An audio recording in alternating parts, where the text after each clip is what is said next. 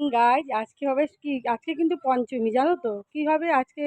ষষ্ঠী পুজো লেগে গেছে বলে এই যে ষষ্ঠী পুজো এখন হবে। চলো যাই, মণ্ডপে যাচ্ছি, দেখাবো গিয়ে তোমাদের তোমাদের ক্লিপ। সবাই কখন থেকে ডাকছে বুঝলে, যেতেই পারছি না। এখন কোনো রকম একটা ড্রেস পরে চলে এলাম। চলো যাই দেখি, পুজো শুরু হয়ে গেছে নাকি জানি না। ব্রাহ্মণ এসে ডেকে গেছে। গুড ইভিনিং আমার প্রিয় বন্ধুরা, তোমরা কেমন আছো? আশা করি খুব ভালো আছো। ভালো তো থাকতে হবে, পূজা বলে কথা না বস। আর কি দেখো তো, এই চলে এলাম কিন্তু মাঠে, ক্লাবে বসে। এই দেখো ঠাকুরের জোগাড় যন্ত্র হচ্ছে, সবাই মিলে বোন আর ওই যে মিলে করছে, ভাই ভাই মিলে করছে। এদিকে ব্রাহ্মণ বসে আছে, আমাকে অনেক কিছু জিজ্ঞাসা করছে। এগুলো তো আর দেইনি, গান চলছিল বলে তার জন্য হচ্ছে মিউট করে দিতে হয়েছে কথাগুলো। তারপর মাঠটা একটু ব্যাকগ্রাউন্ডটা ঘুরে দেখাচ্ছিলাম। এদিকে ভাগ্নি কথা বলছে, এদিকে আমি বকছি ওকে, কিরে তুই পূজা এদিকে কাজ কর, পরে ফোনে কথা বলিস।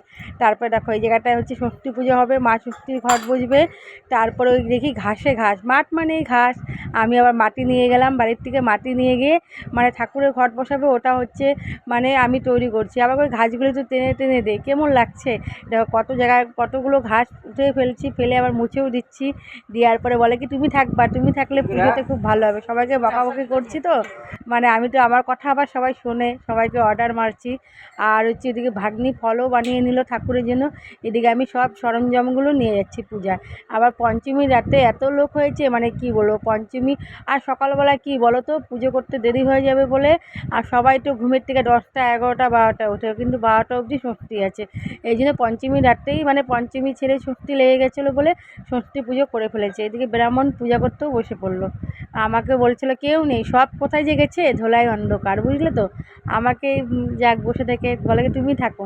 পরে আমি হচ্ছে ব্রাহ্মণ যা বলছিলো ঠাকুরমশাই দিচ্ছিলাম, জোকারও দিতে হয় জোকারও দিচ্ছিলাম। তারপরে এই যে সব বলছে 4 লাখ করে দিচ্ছে, মন্ত্র কিছুই শোনানো গেল না। আর মা মানে ষষ্ঠী পুজো শুরু মানে পূজা শুরু, পূজা তো কবে থেকে শুরু হয়ে গেছে।